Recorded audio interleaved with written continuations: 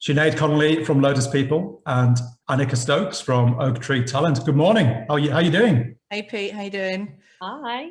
Annika meet Sinead. Sinead meet Annika. Hey Sinead. Hi, Annika. Thank you. That's a bit of a fake intro, really. Like, let's call it what it is. We've just logged on. Yeah, we've got to do the formalities. But you ladies know each other, right? You've recently become business acquaintances. Is that correct? I think you're in the same group, networking group. Yeah, our women's agency owners group, our WOW group. I think that's extended to about 26, 27 people now. And Annika joined us, maybe, was it a year ago now or last year? Not too long ago, yeah. It's been great. Yeah, it's been awesome. Lots of idea sharing. I even saw, Annika, you were in it this morning, lots of idea sharing. It's it's been a good resource. Do you know what? It's something that our industry needs to do more of, right? To go off on a complete early tangent. We don't need to be enemies in the industry. We should be allies and lean on each other. I think it's actually you introduced me to her back in about a year ago. So thank you. Didn't want to take any credit, Annika, but seeing as you've mentioned it, Right, ladies, thank you so much for coming on to Recruitment Journeys. This is our third series. Trying to do things a little bit different this time around. Instead of just getting the kind of one-on-one conversation going, trying to get a couple of recruitment identities so we can have a three-way conversation and discuss and debate and ponder and who knows, maybe even argue, a bit of fiery debate. I don't think that'll happen today because we're obviously talking about something that's very close to both of your hearts, which you've both been admirably transparent in and open about. That something that you've both experienced in your recruitment career, and that's burnout. It's something that is prevalent in our industry. We probably all flirt with burnout at some point in our career. Maybe we realize it, maybe we don't, maybe we do something about it, maybe we don't. I think I'm certainly guilty of ignoring it to possibly my detriment. But you two are a couple of experts who have acknowledged it, dealt with it, and now manage it. And I would love to talk about that today. So thank you for being here. Before we get into it, I've already given the listeners and the viewers an intro as to who you are, but in your own words, would you mind introducing yourself? Annika, let you go first, please. Thank you. I'm Annika Stokes. I am the co-founder of Oak Tree Talent.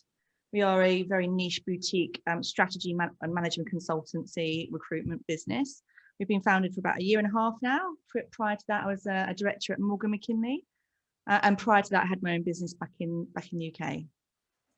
Hey, what a great idea to start a brand new business right before the biggest recession the world has ever seen. Such a good idea. Sinead. Hello, yes, I am Sinead Connolly, and I run and co-founded Lotus People. So I set the business up with Laura Hopes in 2015 in partnership with Sustainability Consulting. So we're one of 4 businesses in the wider Sustain group: Sustainability, Sustain Health, and Sustain Digital. And yeah, this year is 6 years, which I actually looked at as I was working out some of the timings before our chat today. I figured out that it was 6 years ago in the next few months, and I'm going, why is my life flashing before my eyes? But there you go, learned a lot in 6 years. What recruitment does, it steals time. But you've won a couple of awards in that time, Sinead. Maybe one, maybe 2. We've won a few. You've won a few. We have won a few. And we'll go into it in more detail, but even in my time of burnout and being out of the office and removed from the day-to-day runnings, I was actually, one of my main focuses was writing award submissions. So it always got a look in. There you go. Right, well, thank you for that.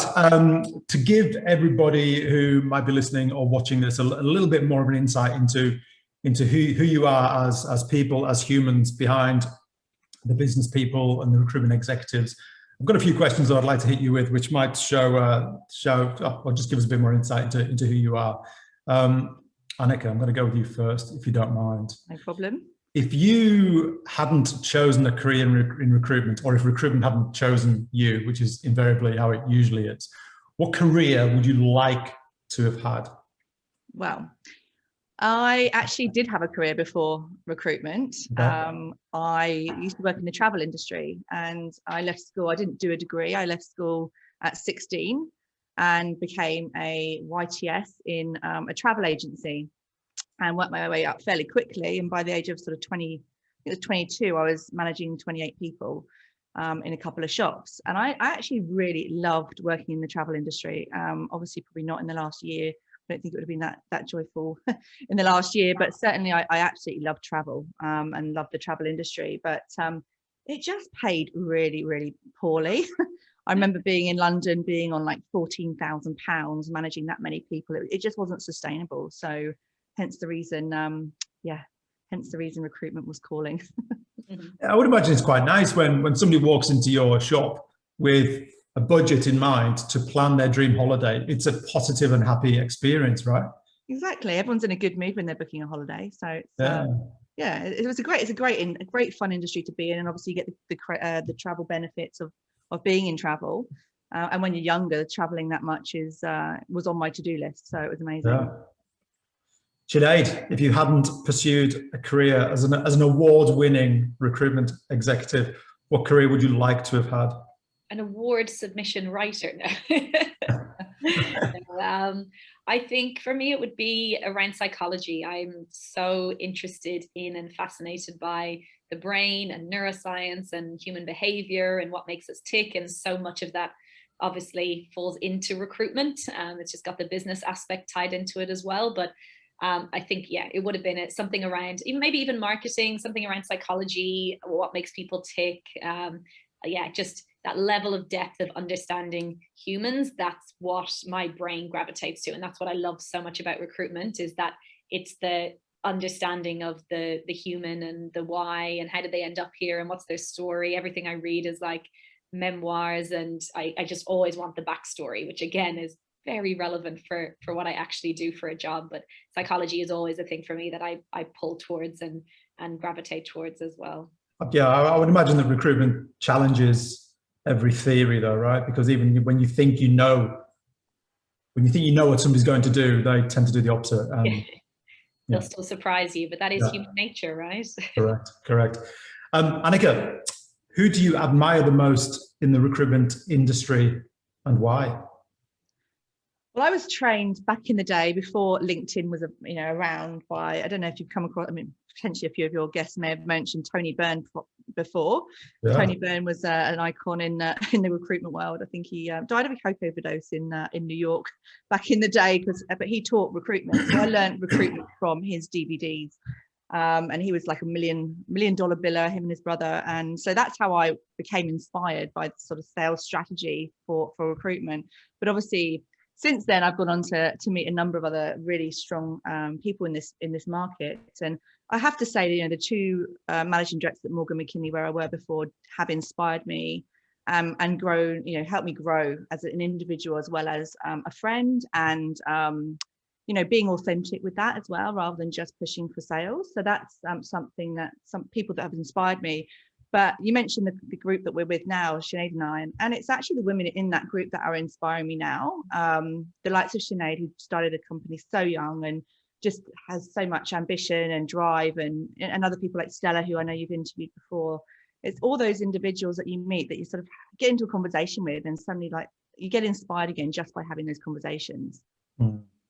I totally agree. I think that group, like the reason I set that up a couple of years ago was because I hated the idea, what we touched on earlier, of just being in an industry that is so competitive. And I was out in the industry and looking at the ownership and directorship level, it was mostly guys, like it was mostly middle-aged blokes. And I just thought, I don't want to be in an environment where it's women being catty or against each other. Not that that was necessarily happening, but what can I proactively do to, I guess, make the opposite happen? And so that was the thinking behind it. And it has just, I completely agree with you, Annika. Like, I think the energy that it's taken on, and the way that the energy people bring to it and how they support each other, it's awesome. And there's so many inspiring, everyone in that group is so inspiring, doing very different markets and different things, but yeah, definitely learning a lot from everyone, which is awesome. What's the criteria to join the group, Sinead? Look, I think we originally were Sydney based, and I think because of COVID, we now have most of our events online. We do kind of quarterly catch-ups in person. I know some of our interstate crew are flying down for our next in-person catch-up. It's female recruitment agency owners. So as long as the idea of collaboration and the spirit of let's kind of prop each other and build each other up rather than take each other down. That's all that is the criteria, essentially. Okay, cool. Now, was that your answer? Was that your answer? Who you admire, the people in the group? I think as well as that, like I definitely don't have just like a one person that's my recruitment god or guru. A few people from me. I mean, Laura Hopes, who I set up Lotus with, she's obviously still in the industry running HumeScope and doing recruitment training through her consultancy, and I've learned everything from her. She's incredible and inspires me constantly within our space. I think Ez Khan, who she's in business with, is marketing in a different way, and I think that's really interesting and interesting to see. And also Erin Evans from Firesoft, she has the most incredible brain around kind of operations and technology, and how she is running that business is fascinating to me. She's constantly kind of pushing the envelope and doing really fascinating things. So lots of people out there, and I think our industry is in a good place with how many superstars are about at the moment. Fantastic. Good. Okay, Annika, what is the biggest mistake you've ever made in your recruitment career that you're happy to admit? Well, I think thinking back over the nearly 17 years or 18 years, I think the biggest mistake I made when I was quite young was going into business with, or partnership, when I set up my first recruitment business with the wrong business partner. And I think it was a knee-jerk reaction, just wanted to do it, and just overlooked the red flags and just jumped into business with the wrong person, wrong people, I should say, because I did it twice in the first year. I didn't want to do it alone, so I just chose someone who potentially I didn't know as well as I should have, and didn't have the work ethic that I had, and it became very apparent very quickly that I was doing 90% of the work. He left, exited as a business partner. I then took on another one who was actually a really old school mentor of mine, who I respected and who'd mentored me. He was actually an old client of mine who then became a mentor, but didn't realize there was a gambling addiction and an alcohol addiction there as well, which obviously then nearly took my business down. So yeah, there was two in the first year of starting my own business. I made the same mistake twice. So yeah, I learned from that, and it's taken me a while to sort of come around to had to have a lot of dates with my new business partner before jumping in. A courting process. Yeah. That's the thing. I mean, choosing a business partner is as important as choosing a life partner, right? Well, yeah. Yeah. Okay. Sinead, biggest mistake you've ever made? Oh, I think when I was thinking about this, a lot of it ties in with what we're going to speak about. And I think it was just the working myself to a point of breaking, and being so far removed from listening to my body and listening to what I needed, that I actually did end up making myself sick with it. So yeah, I think that's probably, like, looking back, it's just that lack of boundaries and just saying yes to everything. And it was a mistake. And I guess every mistake you learn from, right? I wouldn't change it. Like, everything that's happened, I wouldn't change it. I don't believe in kind of having regrets around things like that. It had to happen as it was meant to, but I would never want to live through kind of poor health and burnout ever again. And it was a mistake to let it get that bad. But again, a million learnings wrapped up in it, I think. And of course, we'll absolutely come back to that. But final question, Annika, before we get into the subject of burnout. If your nieces, nephews, kids, whatever, came to you one day and said, very interested in pursuing a career in recruitment, what's the number one piece of advice that you would give them? God, well, I'd hope they'd thought about it very, very hard, because I think we all know it's not an easy job to do. But I think if you're going to go into this sector, then you've got to choose something. With all the AI and technology coming in, you've got to choose yourself a niche that is going to not be affected as much by the AI, and still is very dependent on the human element, the sales element, to make that a success. So I think you can be very successful in recruitment, but I feel with everything that's advancing, if you think back when I first started, we didn't even have LinkedIn, we didn't have databases, it was basically just picking up the phone and talking to people. So I think to be successful, you need to be able to pick up the phone still and not rely on the technology, because the technology is going to advance to the point that a lot of the skills that we have will be redundant, but you still need that human connection. So being able to sell, being able to pick up the phone, not being afraid to do that, plus choosing a niche that is going to be less disrupted by AI is going to be the two pieces of advice I would recommend. That's the thing, most of us go into the niche that our first boss tells us to. How many of us actually choose our niche? Some of us try to down the track, but sometimes that's too late. Sinead, advice for loved ones going into recruitment? Don't do it. Run for the hills. Don't do it to yourself.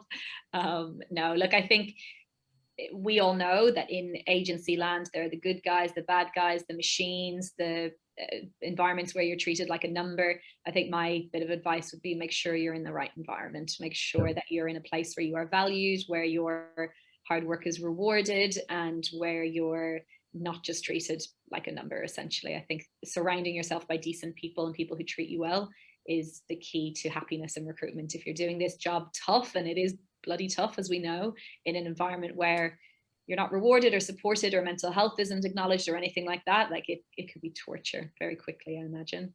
Yeah, particularly now, nowadays, I would like to think most businesses are trying to behave responsibly around things like mental health. So if you happen to find yourself in a business that doesn't acknowledge it, then they're probably in the minority. So you just need to look a little bit harder. Right, thank you, ladies. Hopefully that gives everybody a bit more of a insight into who you are. But we're going to talk about something that's, as I mentioned earlier, close to both of your hearts because you've both been through it, and that's burnout. This job can be relentlessly tough. We are guilty of never switching off. It can be 24 hours a day if you let it be. It can be an absolute roller coaster, champagnes and razor blades. There's a million cliches you can throw at it, but it's hard. And if you allow it to grind you down, it will grind you down. And you've both been through the mill, and you're happy to talk about it. So we're going to talk about how do you overcome and avoid burnout in recruitment. But let's first of all understand, I guess, your stories. Sinead, I'll start with you. When did you first realize, as burnout was, becoming a reality in your life, when did you first realize that something wasn't quite right? Can you paint the picture and let us know what was going on in your life at the time and in your career at the time? For sure. I think to set context, my modus operandus is to run, and then my body can't keep up. So I will constantly just push myself so hard to the point where my body catches up and is like, okay, can we just take a minute? So I've always operated like that. I have celiac disease, which means that it's an autoimmune issue. It's often my stress and kind of being very, very run down can result in low immunity. So when I was in my last agency for about 4 years, I would be completely manic, book every single hour of every day out with meetings and candidates, and be working kind of 12-hour days and just, again, running at pace. And then I would hit a point where my body would kind of give up. I'd get a cold, and something small like a cold would knock me out for 10 days because it took my body that long to recover from it. So I've kind of always been in this push-pull cycle with my health and my immunity. And when I started Lotus, and I've always been aware of it, and I've just parked it. I never learned any lessons from it. It was just a thing that happened. When I started Lotus, we're so lucky. Our first year was insane. Like, we absolutely went gangbusters. Partnering with sustainability consulting meant that we had a huge amount of contacts from there, kind of 5 years in business to be introduced to, as well as previous networks. So we really just kind of had business coming in from every angle, which was amazing. But we, again, myself and Laura, we didn't even hire anyone until 6 months in. It was the two of us billing, and the two of us just going on meetings, running around, driving ourselves into the ground. So I got my cold, as I often do, in about 9 months after we started, had kind of a week out of the business, and as I would have normally, and then I just didn't get better. So I was at the point where they called it chronic fatigue. They did a million tests. It was burnout, it was stress, it was a viral infection, it was a cold, it was a flu, and it just didn't pass. And so for me, the reason, to kind of answer your question, how I spotted it, was just the fact that for me, the severity of it was that I just didn't bounce back from it as I always had. It was like my body had tipped into a place where it was like, no, we have nothing left to give. You've emptied your reserves, and no, you can't go back to that. You can't go back to what you were doing to us before.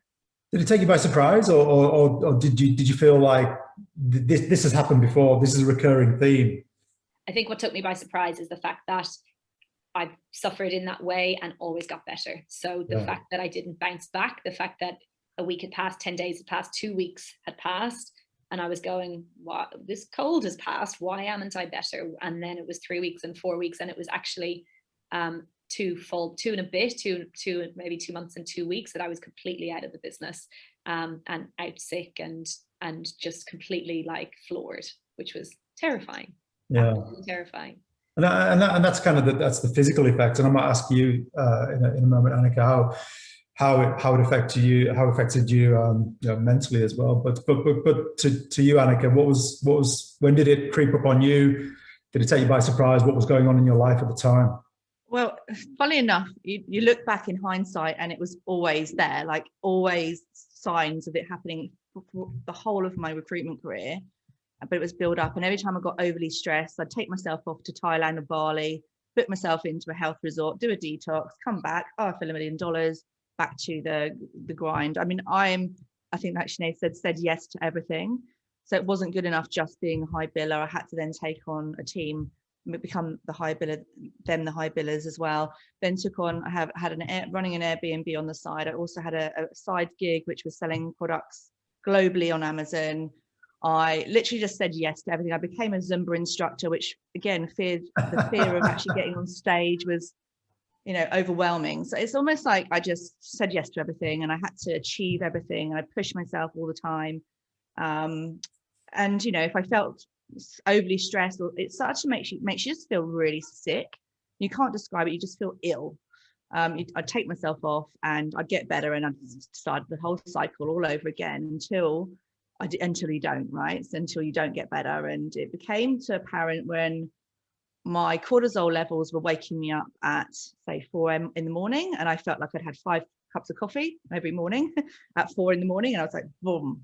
And then by 3 o'clock, I couldn't even lift my arms, and my body felt like a dead weight. I was that much of a zombie. And the brain fog was indescribable. Couldn't remember candidates' names, couldn't remember what I'd actually done the day before. It was that bad. And so it whilst you say yes, it creeps up, it doesn't, but you don't know it at the time. You just think, oh, I'm just working hard.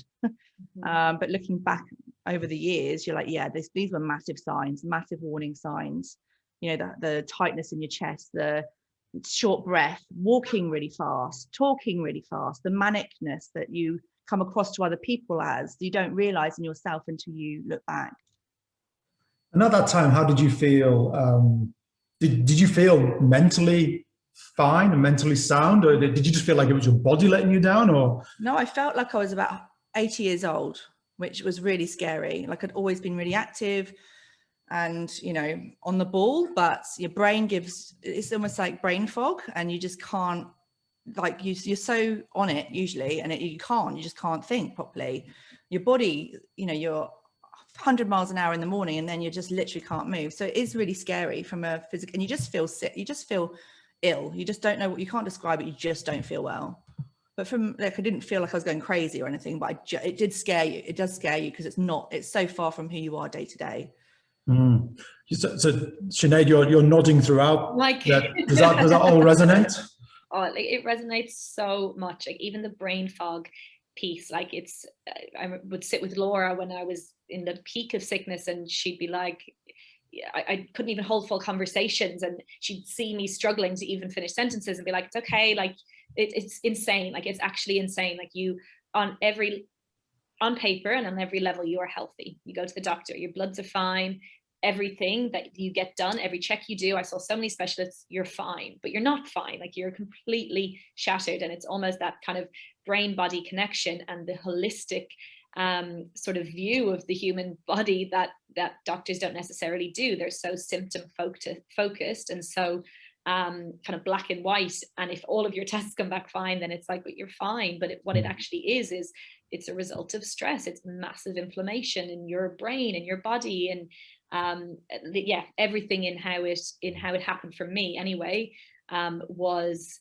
it was just my body giving up on me. Like, that's how it felt. It was like I have pushed my body to a point where it literally doesn't have any reserves and any energy left to give. And for me as well, with the brain, our amygdala, our fight or flight kind of center in the brain, it's like that's been tipped into overdrive. So for me, chronic fatigue was also like, it was linked to the brain as well. It was like I actually was so panicked about what was happening to me that then I started having so much anxiety, because my questions were, when am I going to get better? Am I going to get better? Is this my new life? I was Googling chronic fatigue syndrome, which is what my doctor had said it was, which is basically a catch-all for nothing's wrong with you, but something's wrong with you.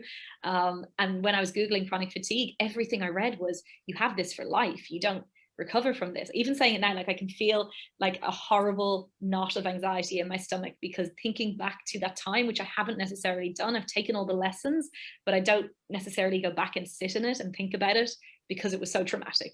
And so even as I speak about it now, I'm like, oh, that was a horrible feeling. But I do hope, and speaking about it now, like I feel vulnerable, like this feels really exposing. But you obviously, the reason that you wanted to do this, Pete, was to hopefully be able to help people who might listen to it and hear some sort of similarities or resonance with what they might be going through. There's lessons from it, but I would not want anyone to have to go through what Annika and I went through to get to the stage of having to then have a lesson and recover.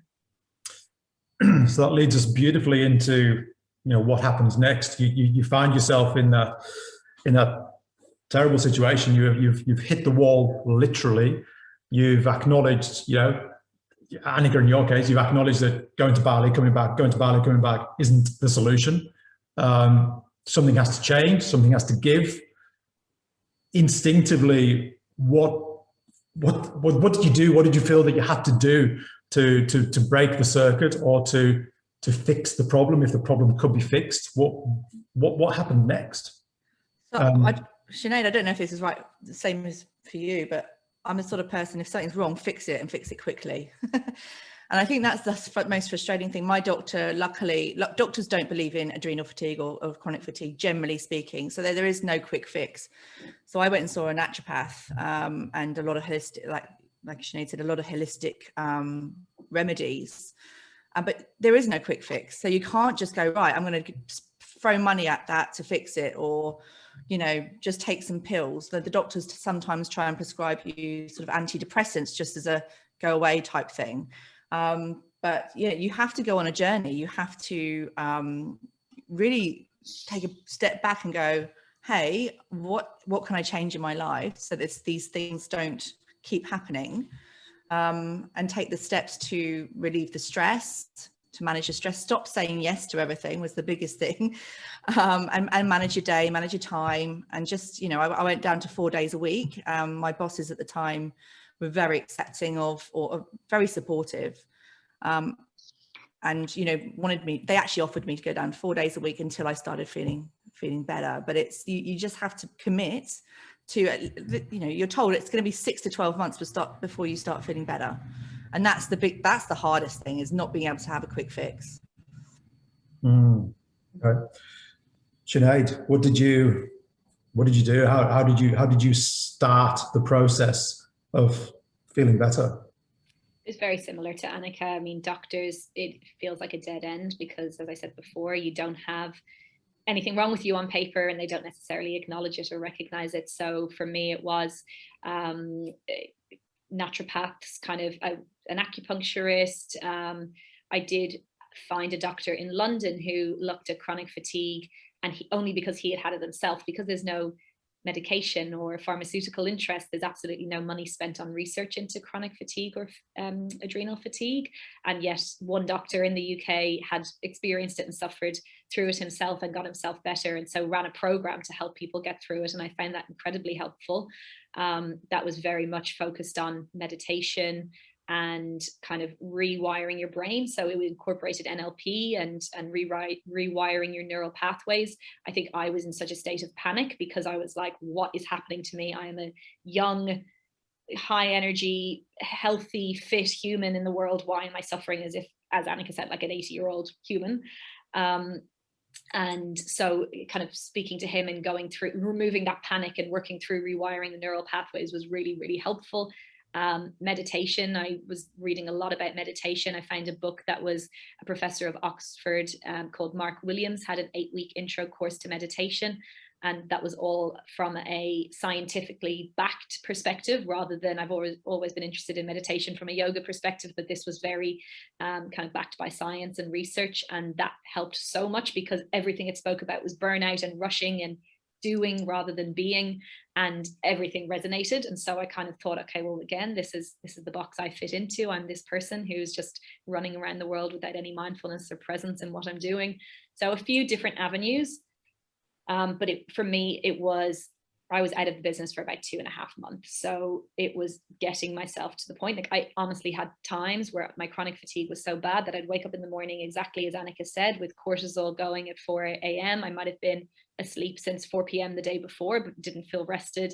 And sometimes I had such little energy that I actually couldn't even walk to go to the bathroom. I'd literally be lying on the ground, like dragging myself to the bathroom because I didn't have the energy. Like it was insane, like absolutely crazy.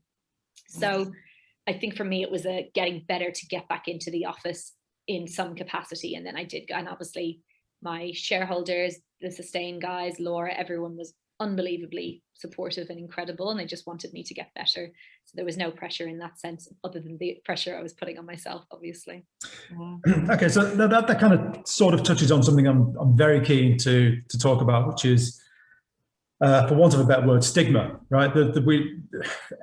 Lots of people have, we all have a different bag of spanners that we all carry around with us, that we are sometimes embarrassed to talk about, whether that be mental health problems that are there and you shouldn't be embarrassed to talk about them. Might be addiction, it's there, you shouldn't be embarrassed to talk about it.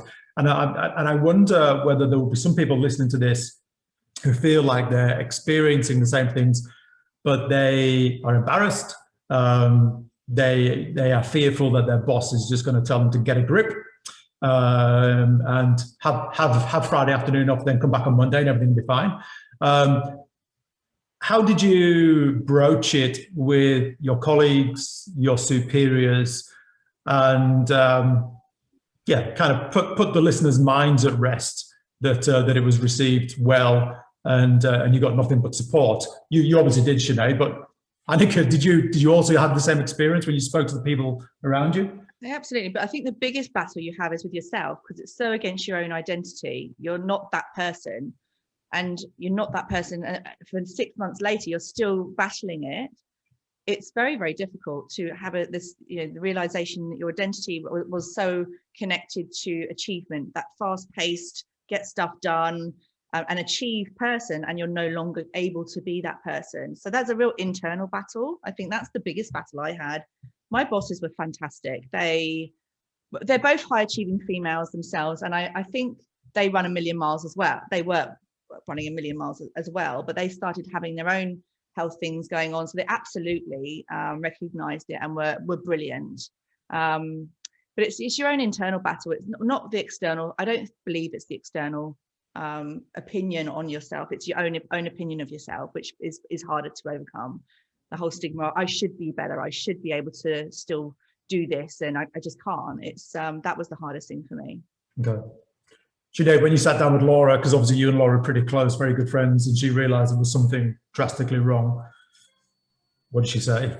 Oh, look, I think exactly as Annika said, the battle was me and my brain, and me being like, this isn't me. I want to be back. I feel weak. I feel like others are seeing me as weak. I feel like I'm broken, and this isn't what I don't want to identify as being sick and being burnt out and like I couldn't hack it. That's the opposite of what I kind of want to identify as. And so I think, bless Laura, she was managing the business, this new startup that was going gangbusters.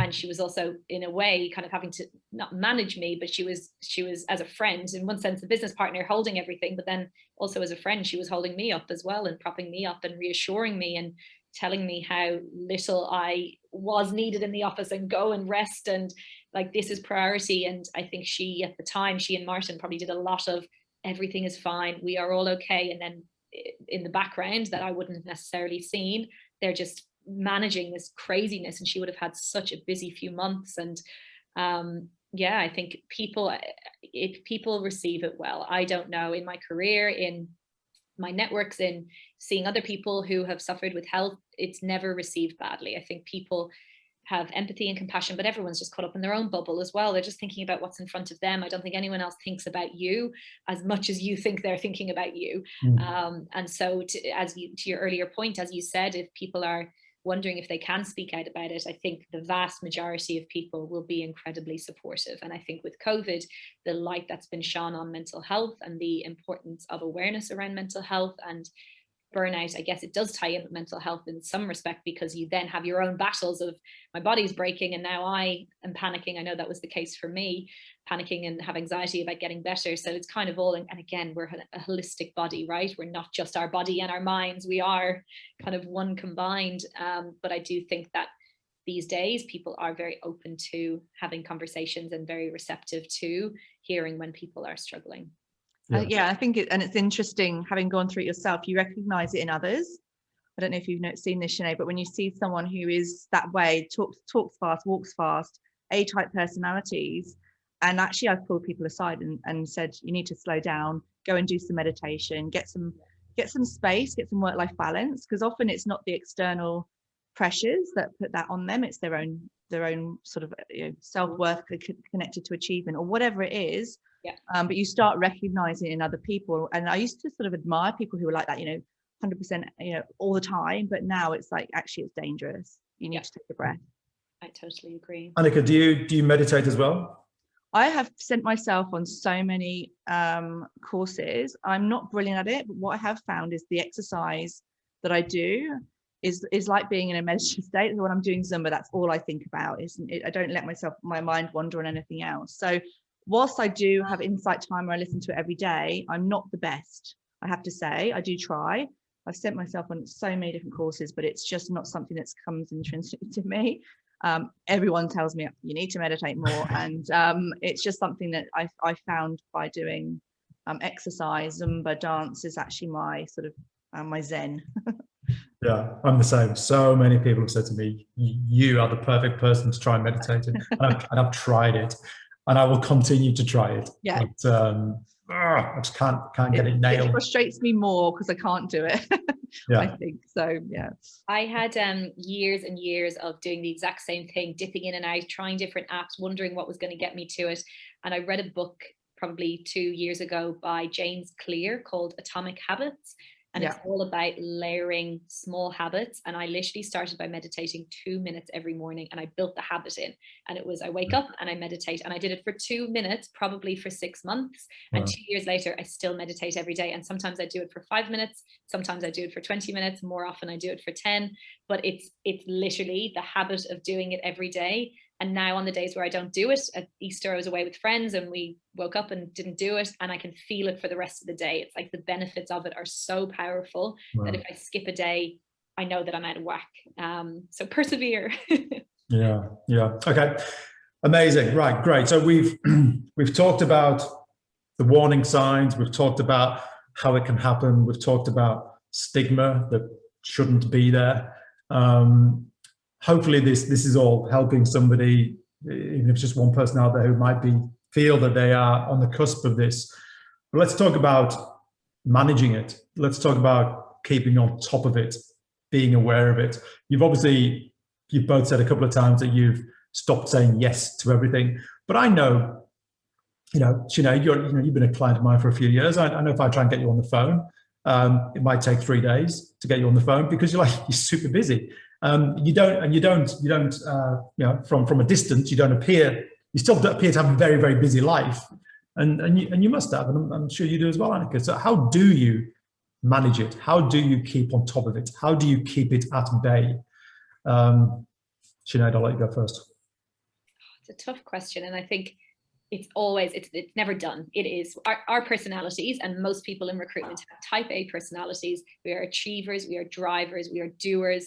And so everything in me wants to say yes to everything. And I have ideas constantly, and I just want to run at things. And so it's a battle. Like, I find it a lot harder to take a step back and kind of have that space and create that space than I do to just say yes to everything that excites me. And that's the thing. We love our jobs. I love want to say yes to everything. I want to do everything. I want to, all of the things on my list I would like to do, but I can't do. So that's the lesson. And that's the thing that I have to work on. But I think, so it's never done, but I think for me, going through that experience is an absolute gift in the sense that I am so intuitively aligned with my body. I know the moment I'm out of whack. I know when I need to take a step back. I know when throughout COVID, I didn't drink much at all. And I'm now, as the world reopens, exploring what having a busy life with maybe less alcohol and definitely no alcohol during the week and maybe only 2 drinks if I go out with friends. Like it's an exploration. I'm not doing it right or well all the time, but that's what my body intuitively wants. It doesn't want to drink. And so it's a constant kind of, exploration. But for me, definitely going through that experience has allowed me to tune into my body, to be able to figure out what it is it actually wants. And what it really wants is nature and early mornings and early to bed and lots of reading and minimal alcohol and tons of friends and connection and seeing people. And sometimes I will absolutely fall off track and I might have a big weekend of drinking, and then till Wednesday I don't want to ever see an alcoholic drink again. But then for the next 2 months I won't drink that much again. So it's not just alcohol, it's a number of different things in terms of how to manage it. But yeah, it's an ongoing learning, but it is a gift that I'm very, very grateful for, because I think that level of understanding of what is going on with you and how to manage that is something that I don't think everyone has. But I think if you tune into yourself and go through that kind of experience, it's a gift, really. It takes discipline as well, right? To live the life that you've just described, to eat healthily and do everything in moderation and exercise and meditate. But it has to be sustainable. I think it does take discipline, but it has to be because I only do it because I want to and it makes me feel good. If other things made me feel better, I would do other things that might be more destructive. But the things that make me feel best are the things that I've mentioned. And that for me is sustainable, but because it's enjoyable and I like all of those things because it makes my body happy and my brain. Yeah. And that probably would apply to most people, but it's a case of discovering it and going on that journey. Yeah. Annika, same question. Yes, interesting you mentioned alcohol. I mean, I had to cut out alcohol I didn't drink 1 drop for 6 months when I became in this state. And coffee, I've only just started, even now, even though it's a few years ago, just started to reintroduce coffee, because it's the whole, you have to just basically be really in tune with your body and know when you're going that step too far, and cut out the things that are adding to the stress. So you can go through a stressful period in your life, but also then having big weekends, not sleeping enough, eating crap, or your body starts to then go, hey, warning signs, and you need to then pull something back.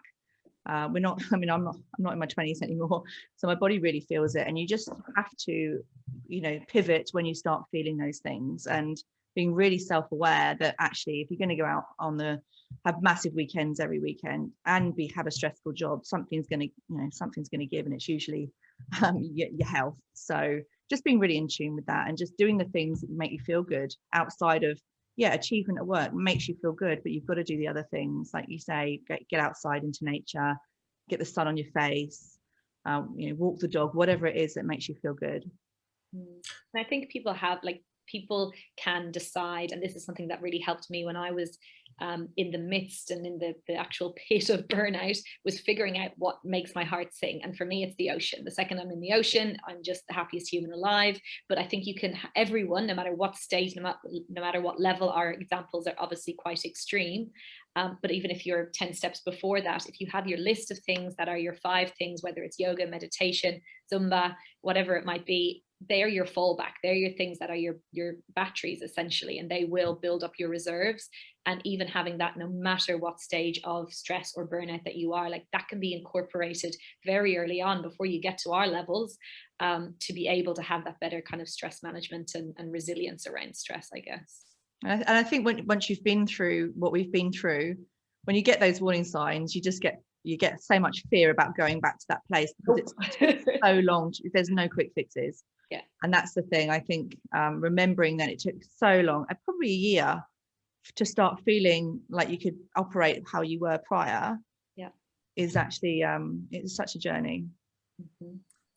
Ladies, thank you so much. I mean, it's fascinating. It's fascinating, and I didn't realize it kind of brought you to your knees quite as much as it actually did, even though we've spoken about it a bit before, Sinead. So thank you so much for your candor and your transparency. I really hope somebody out there will listen to this and act on how they might feel. And I really hope that they don't allow embarrassment or shame to hold them back, because it's, if you two people can go through it and bounce back the way you did, then hopefully that'll inspire people to go out there and deal with it.